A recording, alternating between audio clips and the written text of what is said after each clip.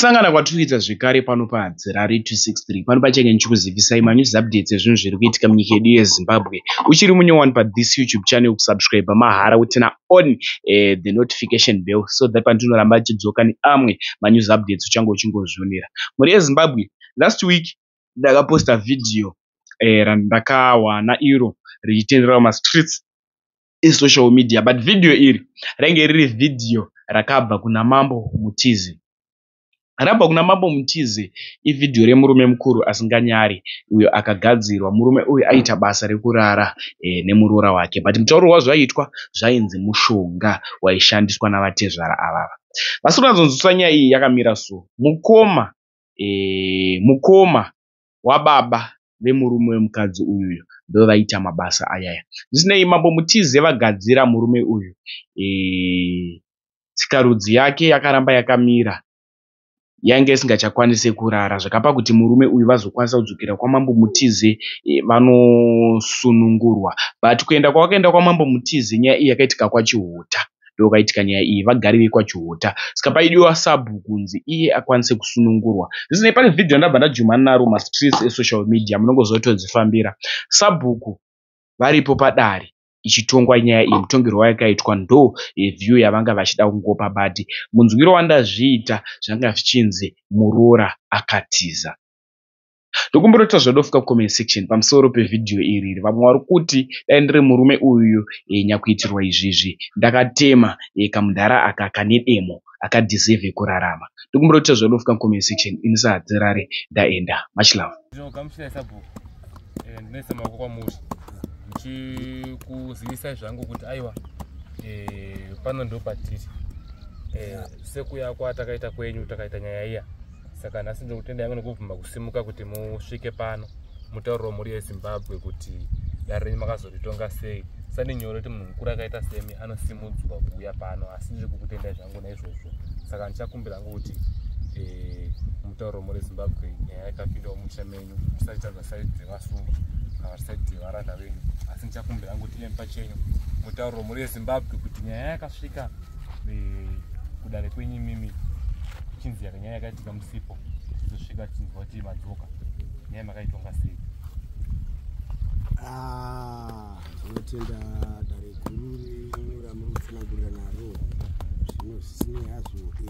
inini ndanga ndauya hangu ndichizokwereketa nekuti ndakatoona vana vouya, nekuti takati yaperera mumusha, asi takaona kuti zvinoramba zvine dambudziko zviramba zidzoka kuvana ende zvizamba zidzoka riri dambudziko zvakare. Saka ini ndanga ndati mukunzwa yakanekana nyaya uyu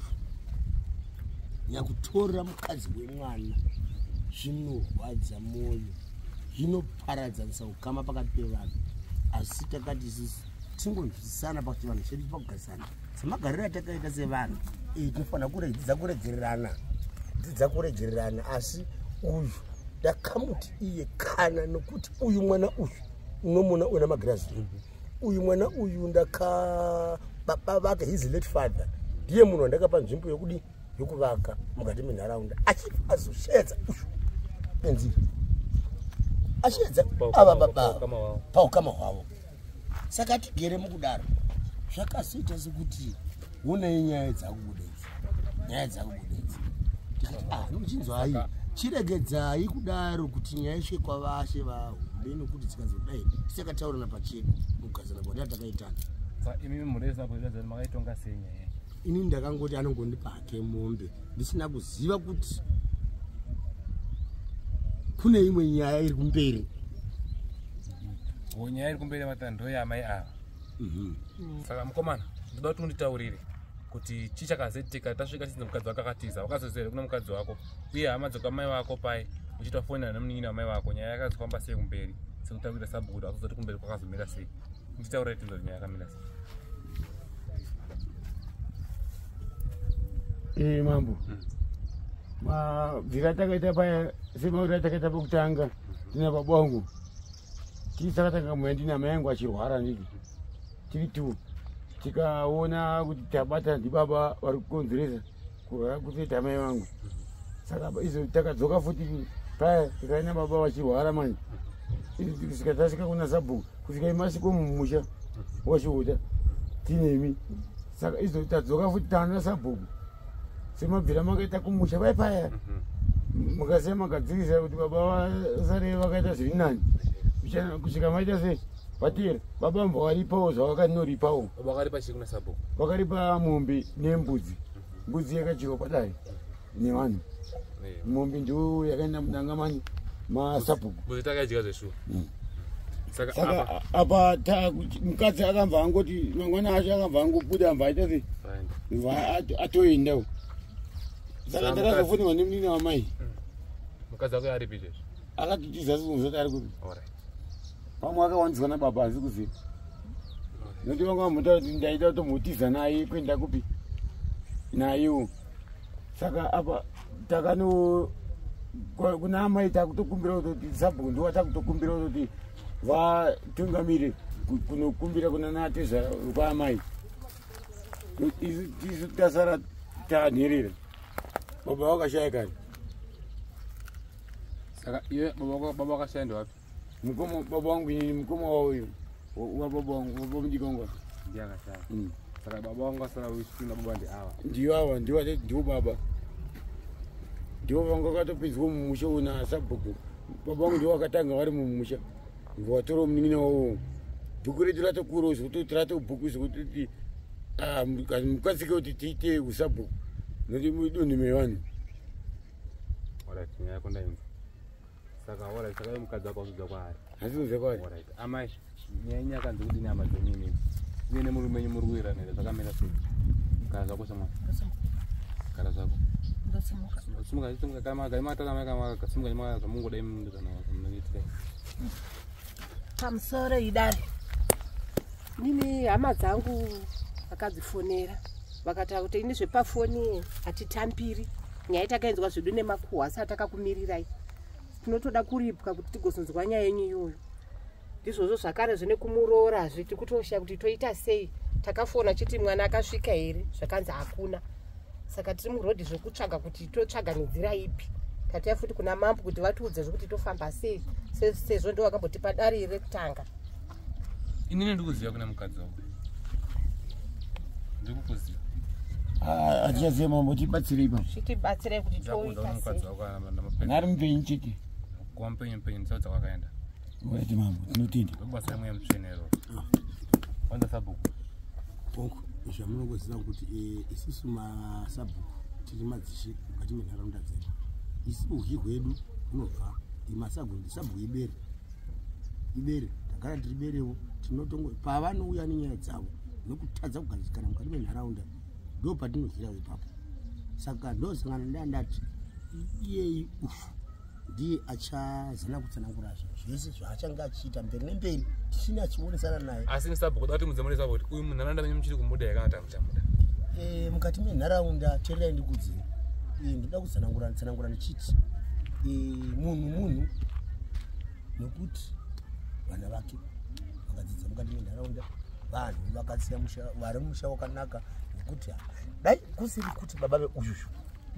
veuyuzvu vanga vari munhu akanaka mukati menharaunda akutaura kunoku inini ndaitogeza maoko ndaitomugezera maoko kuti vaimese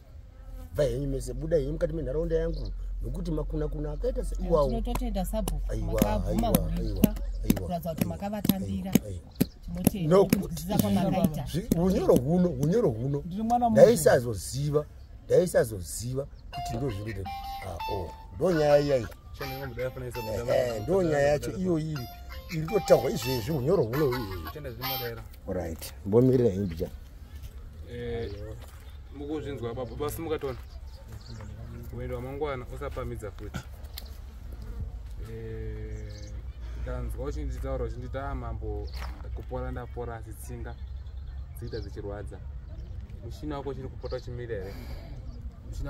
chimire here kuti uri munhu wechirume kana kuti wabva wanyararira futi apo nenguva ipapa kutonyarara mamba ndidi kunyeperai ende ndotenda ende ndaida kutowandudzeni ndaida kutochekeresa kuti zvinhu zvabhizinesi rokuite chete zvinhu zvese zvakazoitika kumwana iwana asikuziva chete ini ndinoona sekuti kubva sabhuku kubva baba watongwa sabhuku ndona sokuti somataurira waita iwe nyaya dzaita mudhara wako ndona sokuti pfungwa dzako dzaita dziita Takurasika. ndeda kusimba ini kusimba saka pfungwa dzavapa dzoda kuti dzorapwa futi saka kana ripedza dare renyu ndichatomborapa futi pfungwa ichokwadi zvakavhiringidza pfungwa dzavo bhodzi zvinhu munhu ainge agara ine mushonga mishonga yendo yakanovavhiringidza batsirei ndara unonyadzisa ndaisati tarisa kuti uri munhu angaita maitiro akaita ndaakutarisa sona uri munhu musvino munhu anosunga matanga anopfeka masutu munhu anogeza ndaisa mafunga kuti ungaita maitiro akadaro so anatombozva kuti chasvika kuna nasabu kusvika kwamuri mambo please ndiregerei ndibatsireiwo munhu ndinoti hangu komana ndokukura kusiya mbuya udzu uzvionera iti Atenda kunoti nyaya yekusiya uri mhiri. batsirai munhu amwari so mwanangu asina mukadzi wana wake vari kupi wana murora kwavo Wana ndinawo. asara nawo kusiwa vana vaviri ndotosunungurawo mashinga ngomana imhuri komana aitotya akashinga kuti Imhuri yangu achakuvadza baba iwo asi akazvidzora imhuri mwanangu baba tinokutenda yangu baba Aiwa, ini mashonga ndotenda ndoti sabu. chinhu chandonyaya kutenda maningi ndechekuti unoona mukati memusha nekuti ndarisingapazivi pano asi kuti ndichatoita kuti mumbouyawo mumbochenesawo musha wangu muchenesewo musha wangu nekuti munoona zvazviita ndezvekuti zvimwe zvizhinji tichazvitaura hedu titika mosvika pamusha ndopaipa kugara magara then todi muona kupinda musha ndewangu musha ndewangu ndaona musha kugara maita basa sabu muona musha tokuchenesa musha nekuti unoziva zvimwe pepena ndakakwadza ende muchataura navo kudzoka ikoko kurwadza kwandaiita ndadzoka nchiti ndikusunamijana Sabu. beta Takutokumbira pfungwa dzavo dzaisaidzira zvakanaka sabu Rewa takasangana nazo. tomborapo inini Matiwa takasangana nawo. unyoro huno ambomene kumadoro mudare rangu akona kumwa akanikikeni mudare rangu